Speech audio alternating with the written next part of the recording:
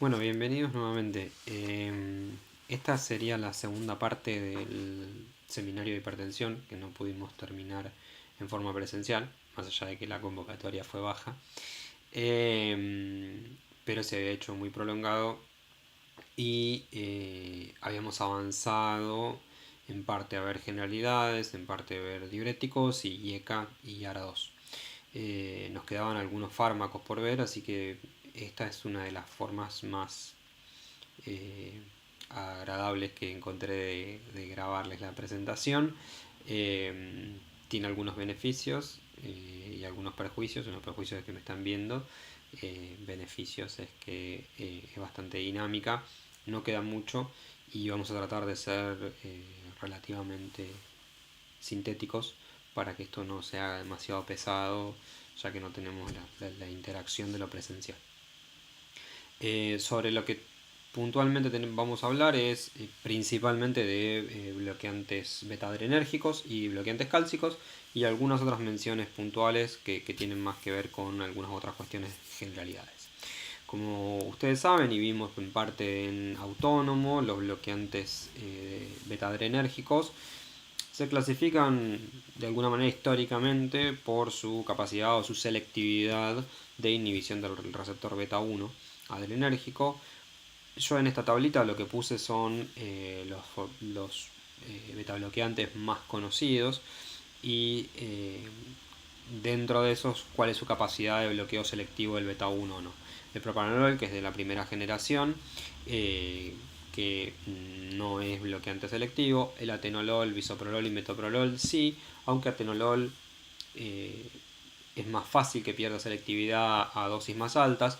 Pasa lo mismo con bisoprolol y con metoprolol, pero digo, el atenolol es el que más fácil perdería cierta selectividad. Y después tenemos, por un lado, lo que llamamos tercera generación, que tienen algún tipo de otra acción a nivel vascular, independientemente del bloqueo beta, que son carvedilol y nebivolol. No sé muy bien cómo funciona esto, así que vamos a ver si pasa el slide. Sí, pasó. Eh, el bloqueo beta 1 ¿sí? En el miocardio lo que hace de alguna manera es actuar en estos dos componentes que veníamos charlando, por un lado el gasto cardíaco y por el otro lado la resistencia periférica. ¿Sí? Reduce por un lado la frecuencia cardíaca, la contractilidad miocárdica y con eso el gasto cardíaco. ¿Sí? El tiempo, además, perdón, reduce el tiempo de conducción auriculoventricular y disminuye la automaticidad del nódulo sinusal. El antagonismo beta 1 a nivel del aparato yuxtaglomerular induce la reducción de la secreción de renina y en consecuencia la actividad del sistema renina-angiotensina-aldosterona. Si bien no se conoce, es tal vez un pensamiento fisiopatológico, pero esta acción podría de alguna manera contribuir a la acción antihipertensiva. Como mencionábamos en la diapo anterior, algunos otros fármacos, por ejemplo, el carvedilol tiene acción bloqueante alfa 1 y el nebivolol promueve además vasodilatación dependiente de la producción de óxido nítrico por las células endoteliales. El principal efecto, ¿sí? Básicamente entonces es disminución del volumen minuto, pero algunos o todos digo, podrían tener alguna acción extra y algunos podrían tener acciones no vinculadas a la inhibición del receptor beta 1. La farmacodinamia, sí, los más liposolubles tienen más eliminación hepática, ¿sí? Y los otros eliminación renal, como pasa con la gran mayoría de los fármacos.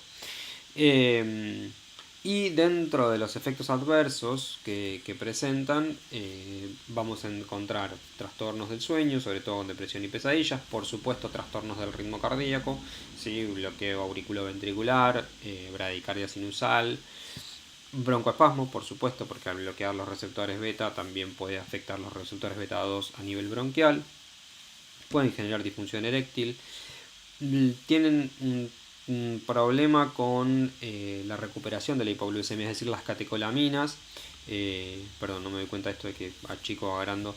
Las catecolaminas estimulan la glucogenólisis, por lo tanto, si tengo inhibido el efecto catecolaminérgico por el beta bloqueante, ¿sí? Podía de alguna manera ocultar signos de la hipoglucemia, como podrían ser la taquicardia, el temblor o los nerviosismos. Después, por otro lado, lo que nosotros podemos observar es, al bloquear los receptores beta a nivel periférico, generamos,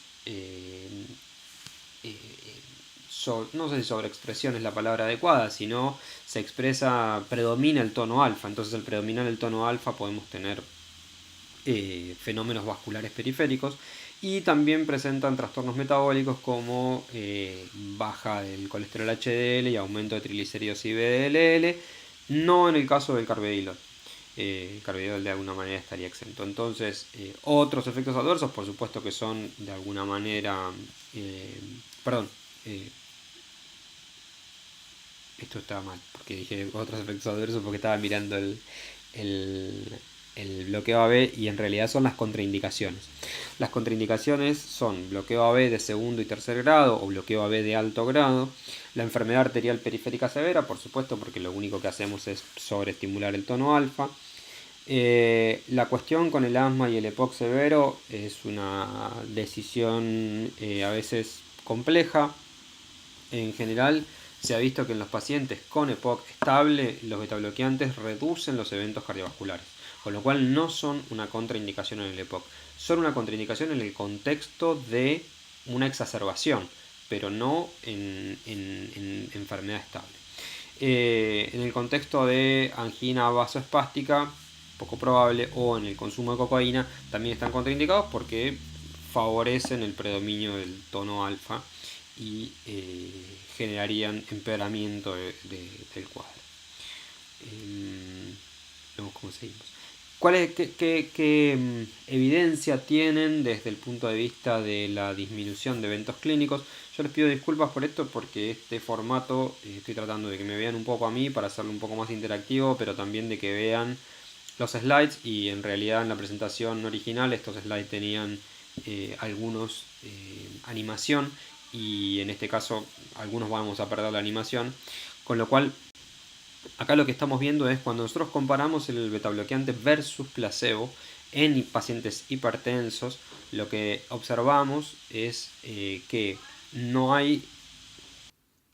Bien, perdón, como decía, cuando comparamos el betabloqueante contra placebo en pacientes hipertensos, vemos que no hay una disminución significativa de la mortalidad por cualquier causa. Sin embargo, sí reduce eventos vasculares. Cuando luego comparamos betabloqueantes contra diuréticos, vemos que hay un posible aumento, no aumento, sino que más riesgo de stroke con betabloqueantes versus con diuréticos. Y lo mismo sucede cuando comparamos contra bloqueantes cálcicos, así como también contra inhibidores de enzima convertidora angiotensina. Entonces parecería que para eventos vasculares o cerebrovasculares puntualmente en este caso, el betabloqueante es mejor que el placebo, pero no que los otros antihipertensivos de uso habitual. Con respecto al riesgo de muerte, ACV o infarto, es decir, mirándolos y estratificando por grupos de riesgo, parecería ser que los que más se benefician son los pacientes mayores de 60 años. En los menores de 60 años este efecto no parecería ser importante, al menos. Con lo cual, cuando tratamos de resumir, podría tener algún efecto en los eventos cerebrovasculares puntualmente, y no en el resto de los eventos que habitualmente medimos como desenlaces relevantes en hipertensión arterial. Pasando a otro tipo de fármaco antihipertensivo, encontramos los bloqueantes de los canales de calcio. Los bloqueantes de canales de calcio o antagonistas cálcicos, también lo van a poder leer, son un grupo de fármacos diverso, por llamarlo de alguna manera, pero que tienen en común, el mecanismo que tienen en común es el bloqueo de los canales de calcio dependientes de voltaje.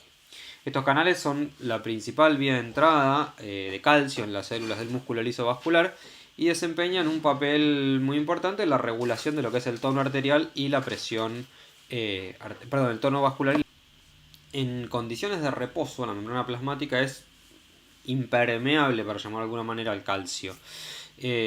Lo cual condiciona que la concentración de calcio libre en el citosol sea mucho menor, ¿sí?, que en el extracelular, con lo cual la despolarización de la membrana abre transitoriamente los canales de calcio dependientes de voltaje, permite el ingreso de calcio al interior de las células, y los fármacos que de alguna manera inhiben estos y terminan inhibiendo la contracción bajo este mecanismo, ¿sí? Ahora es importante diferenciar, si bien ustedes ya lo han estudiado, en lo que tiene que ver con dinamia, ¿sí?, contracción del músculo liso, vascular y cardíaco, pero digo, ¿dónde actúa normalmente el calcio? El calcio actúa en el complejo calcio-calmodulina y en el músculo liso vascular, y en el complejo calcio-troponina en el músculo cardíaco. Con lo cual, en el músculo liso vascular lo que estaría generando sería vasodilatación, mientras que en el músculo cardíaco disminuye las propiedades cardíacas, que son el cronotropismo, el inotropismo, ¿sí?, y la conducción auriculoventricular. Como decíamos, hay diferentes tipos o grupos ¿cómo es? Como les decía, los bloqueantes de los canales de calcio se dividen o se clasifican a veces en dos, a veces en tres grupos distintos. Lo más conocidos son dos grupos diferentes: los dihidropiridínicos, ¿sí?, que como la nifedipina, amlodipina, lercanidipina, felodipina, o los no dihidropiridínicos, donde están el verapamilo y el diltiazem. ¿Cuáles son los efectos básicamente que provocan? Diferenciales. Los dihidropiridínicos tienen mucha más acción a nivel vascular y los no dihidropiridínicos a nivel cardíaco, o sea, afectan más las propiedades cardíacas, ¿sí? Cuando los comparamos con los betabloqueantes, las indicaciones pueden variar, pero algunas se solapan. Es decir, todos podrían estar indicados para la hipertensión, todos podrían estar indicados para la angina. No los betabloqueantes para la angina vasoespástica o de origen de vasoespasmo, que ya la vamos a ver en el contexto de la cardiopatía isquémica. Los no dihidropiridínicos y betabloqueantes tienen propiedades de disminución de la frecuencia cardíaca y afectan al nodo sinusal, con lo cual podrían estar indicados en arritmias, así como también en arritmias ventriculares, arritmias supraventriculares cualquiera, o arritmias como la fibrilación auricular. Y en la hipertensión, cualquiera de los tres. Por último, en el contexto de la insuficiencia cardíaca, en general los bloqueantes no dihidropiridínicos y los dihidropiridínicos, cualquiera de los bloqueantes cálcicos, prácticamente no tienen eficacia. De hecho, es discutible inclusive el riesgo que podría llegar a presentar tanto el verapamilo y el diltiazem en reagudización de episodios de insuficiencia cardíaca, contrariamente a los betabloqueantes, donde sí tienen clara indicación en un grupo de pacientes puntual.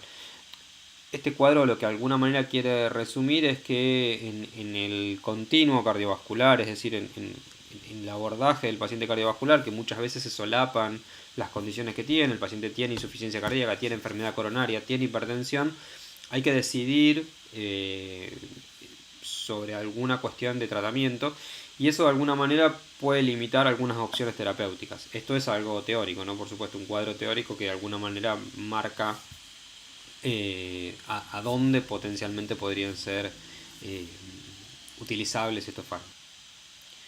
Con lo cual, y volviendo a este cuadrito que tenemos medio fisiopatológico, tenemos por un lado, en general, los dihidropiridínicos actuarían más a nivel de la resistencia periférica. Perdón, me olvido de ampliar el slide, me complica, que capaz que se complica que ustedes lo vean.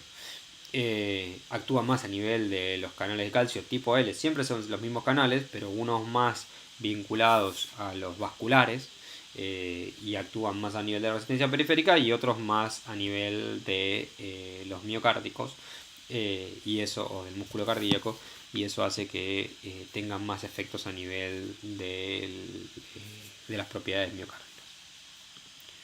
Cuando hablamos de seguridad de los bloqueantes cálcicos, por supuesto que sobre todo no dihidropiridínicos son los que pueden generar más bradicardia o bloqueo auriculoventricular. Pueden generar hipotensión y en consecuencia taquicardia refleja. ¿Sí? Como veníamos charlando, esto de la no indicación de el verapamilo y el diltiazem en la insuficiencia cardíaca, y pueden generar además activación refleja del sistema renina-angiotensina y en el caso del verapamilo vasoconstricción. El efecto adverso más frecuente que vamos a encontrar es a nivel de los bloqueantes cálcicos dihidropiridínicos, sobre todo la amlodipina, genera edema. Ahora, no es un edema por insuficiencia cardíaca, ¿sí? Es un edema que está vinculado a la vasodilatación arterial y la no vasodilatación de otros tipos de arterias, o sea, ni del territorio venoso. Con lo cual, o sea, hace dilatación precapilar y no postcapilar. Entonces se genera como un efecto, lo que se llama efecto dique, y eso hace que de alguna manera se estanque la sangre y se genere edema. Esto es bastante frecuente de ver, no recuerdo exactamente el porcentaje, pero es uno de los efectos adversos más frecuentes. No grave, por supuesto, pero bastante incómodo. Con lo cual, hay algún estudio donde la lercanidipina comparado con amlodipina genera menos efectos de edema. Pero bueno, en este caso la eficacia antihipertensiva sería la misma. Bien. ¿Qué han demostrado? Contra placebo han demostrado disminuir la ACV, han aumentado la insuficiencia cardíaca, sobre todo en pacientes con fracción de eyección reducida, han reducido los eventos cardiovasculares y no tienen efecto claro sobre la mortalidad. Acá yo les voy a ir pasando, estos primeros están chiquitos porque quiero mostrarles de dónde lo saqué. ¿Sí? Esto es un metaanálisis de Cochrane bastante nuevo de enero del 2022 que compara los bloqueantes cálcicos versus otra clase de fármacos para la hipertensión. Es del grupo de Cochrane de hipertensión. ¿Y qué dice? Dice un poco esto. Dice que no hubo diferencia en mortalidad por todas las causas de los agonistas de calcio comparados contra cualquiera de los otros de los fármacos antihipertensivos. Ahora, comparado contra los diuréticos, ¿sí? Acá nosotros este cuadro compara contra los diuréticos y vemos que no hay disminución de mortalidad por todas las causas, no hay a favor de los bloqueantes cálcicos disminución de eventos cardiovasculares y sí parecería haber algo a favor de los diuréticos, con lo cual en teoría los diuréticos disminuirían en mayor medida los eventos cardiovasculares por sobre los bloqueantes cálcicos. Posiblemente esto traccionado a través de la producción de insuficiencia cardíaca de la que ya habíamos hablado. Cuando comparamos los bloqueantes cálcicos contra los beta bloqueantes en el contexto de tratamiento para hipertensión, siempre es este contexto. Ojo porque vuelvo a lo mismo. Sucede que usamos muchos fármacos para condiciones que son todas cardiovasculares, pero podría ser que no sean exactamente lo mismo. Entonces, este escenario es pacientes con hipertensión, bloqueantes cálcicos versus beta bloqueantes. ¿Qué dice? Nosotros decimos, ¿qué dice el metaanálisis? No lo que nosotros decimos, perdón, es que los bloqueantes cálcicos podrían disminuir eventos cardiovasculares globales, ¿sí? En relación a los beta bloqueantes. ¿A expensas de qué? A expensas del stroke. Yo no sé si ustedes pueden ver mi mouse, pero el stroke, si ustedes lo ven, es la tercera fila de estas, a partir de la primera rosa. Dice mortalidad por todas las causas, infarto de miocardio y stroke. Acá es donde vemos donde el bloqueante cálcico llevaría de alguna manera los beneficios y comparado con el beta bloqueante a nivel de mortalidad cardiovascular. Digo, esto es importante porque nos puede ayudar, por eso les dejé la cita bibliográfica, nos puede ayudar después a construir las elecciones en las tablas. Cuando comparamos los bloqueantes cálcicos, ahora comparamos contra inhibidores de enzima convertidora de angiotensina. ¿Qué vemos? Que redujeron más el ictus, pero se pierde el potencial beneficio sobre mortalidad cardiovascular. Aumentan de nuevo la insuficiencia cardíaca, parecería tener una tendencia nula en mortalidad por todas las causas, así como infarto de miocardio. tendrían un beneficio en relación, si nosotros eligiéramos stroke. Muchas veces nos va a pasar que vamos a elegir eventos cardiovasculares y ahí adentro de esa bolsa de eventos cardiovasculares vamos a meter infarto, stroke, y nos va a ser un poco difícil discernir esto, pero bueno, es un poco contarles de qué se trata, de por qué uno podría ser útil o no.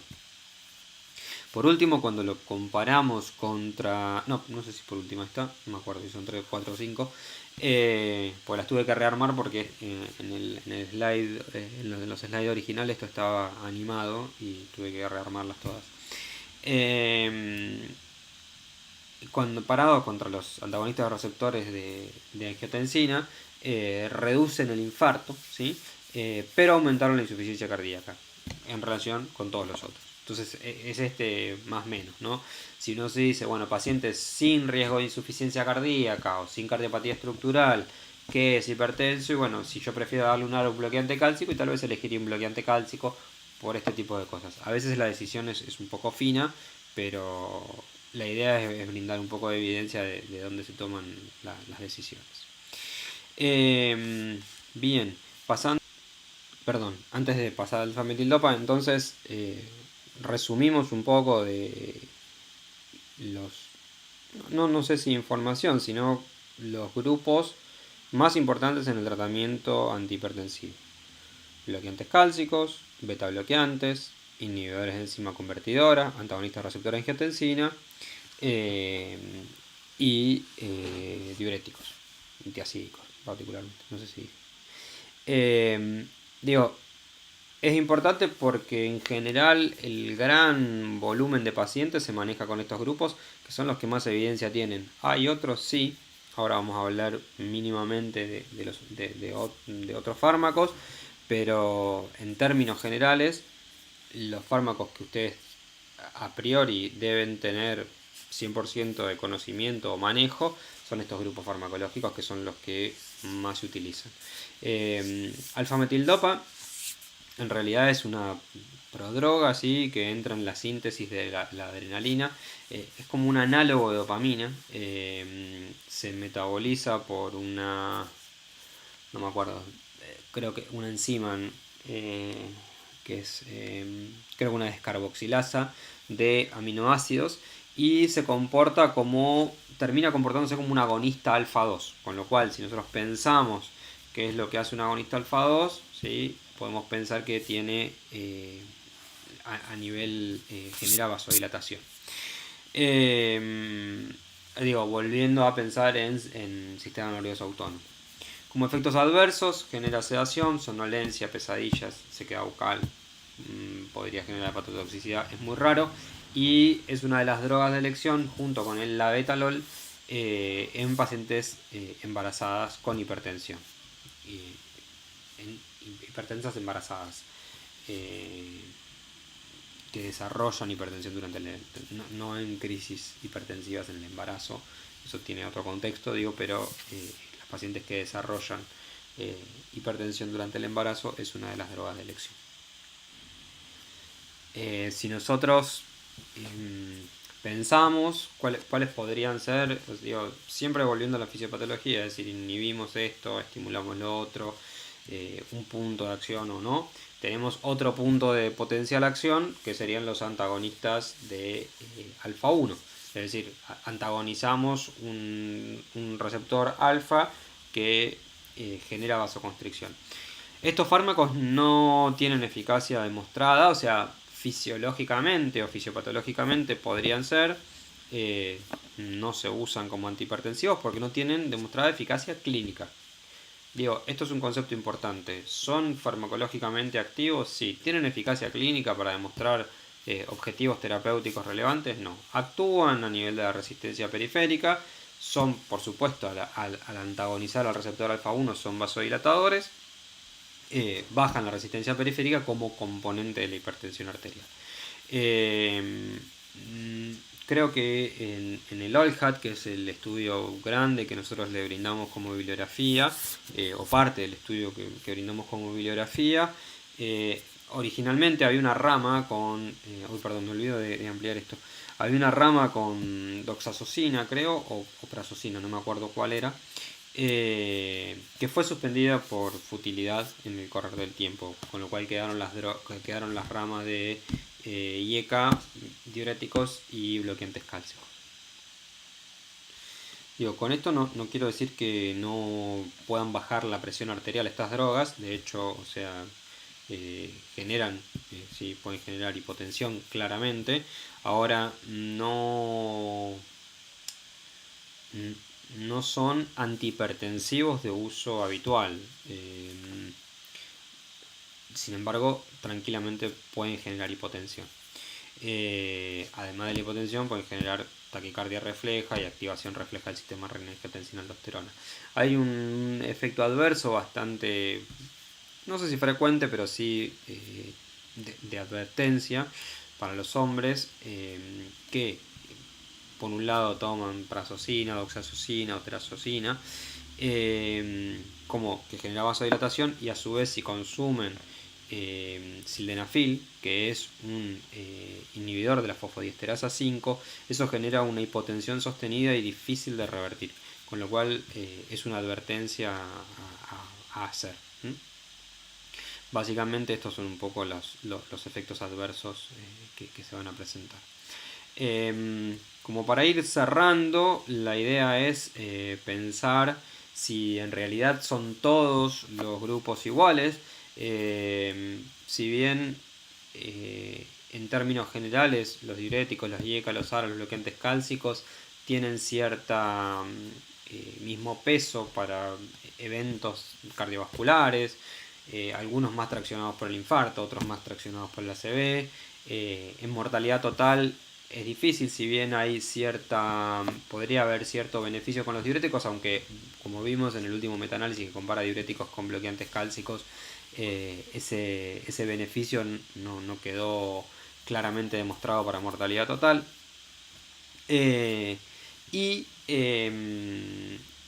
Sí, los betabloqueantes parecen ser los fármacos de menor eficacia en el global de la valoración. Lo mismo sucede en los betabloqueantes, o sea, parecerían tener menos eficacia en el general. Digo, lo mismo parece suceder en los bloqueantes cálcicos, que tienen más eficacia en la reducción de eventos cerebrovasculares. Ustedes no se imaginan lo difícil que es volver a dar un teórico así en la virtualidad. Me desacostumbré rápidamente. Es mucho más dinámico la presencialidad. Esto es como que volvés a hablarle a nadie y te perdés en lo que estás diciendo rápidamente. Bueno, este es un tema que nosotros consideramos importante tocar, que tiene que ver con la combinación de los fármacos antihipertensivos. En algunos lugares, hay alguna bibliografía, inclusive avalada por sociedades científicas, que de alguna manera lo que dicen es, bueno, démosle a un paciente un comprimido que contenga, por ejemplo, no sé, losartán con hidroclorotiazida, basándose en el concepto de la adherencia. Es decir, el paciente, si tiene que tomar dos fármacos, parecería que sería peor que si tiene que tomar uno solo, y en teoría eso aumentaría la adherencia al tratamiento. Eso no es tan así, y hay dudas serias de que eso sea así.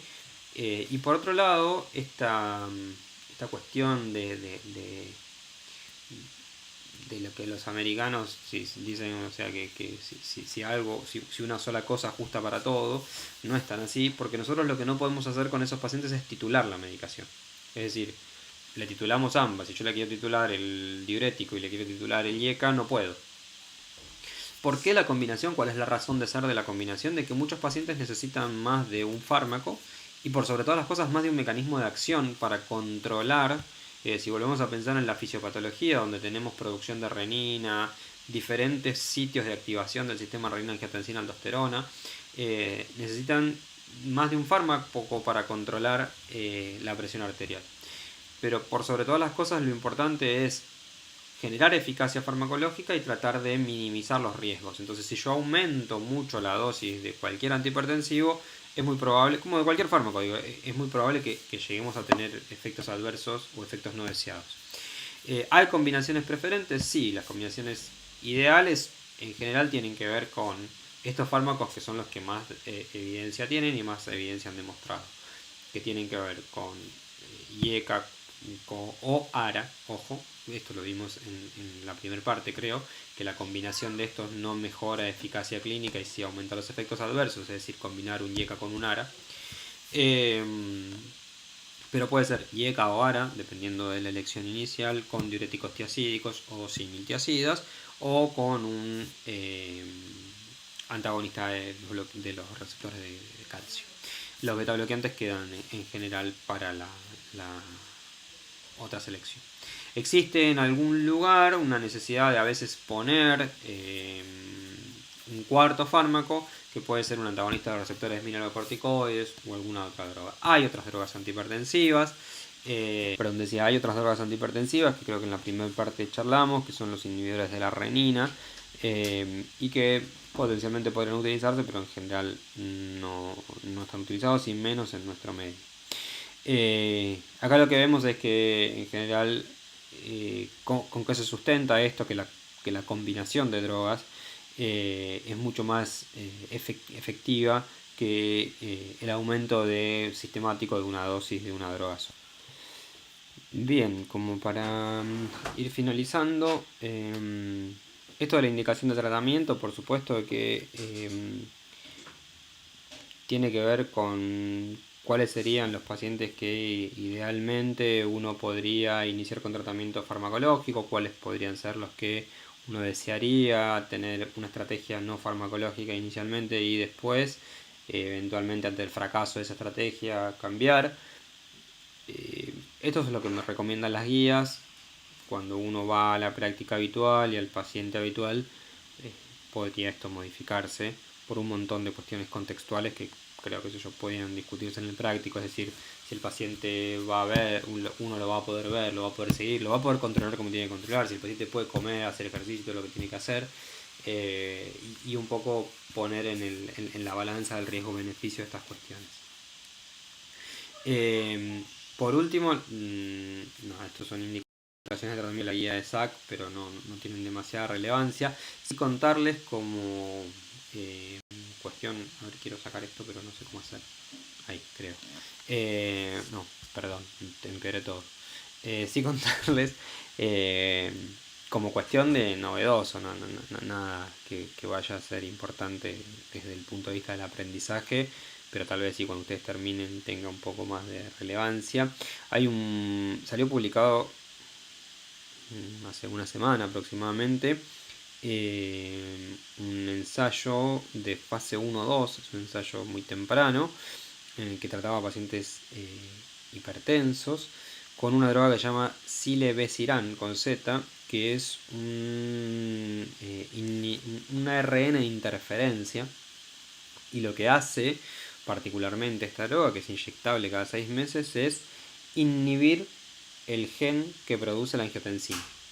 En teoría sería como una nueva mirada del abordaje de la hipertensión. Es más como una cuestión novedosa para que vean que digo, se siguen sumando potenciales fármacos y evidencias, con lo cual uno debe siempre mantener la misma estructura de pensamiento, que es cuáles son los objetivos que yo quiero cumplir, sobre qué paciente quiero actuar y cuáles son los potenciales riesgos a los que me enfrento. Así que bueno, espero que esta segunda parte, les pido disculpas porque la verdad es que es como incómodo volver a hablar a la cámara. Y nada, estamos a disposición para consultas o lo que sea, y espero que de alguna manera completar el seminario que no pudimos. Bueno, les mando un gran saludo y estamos en contacto.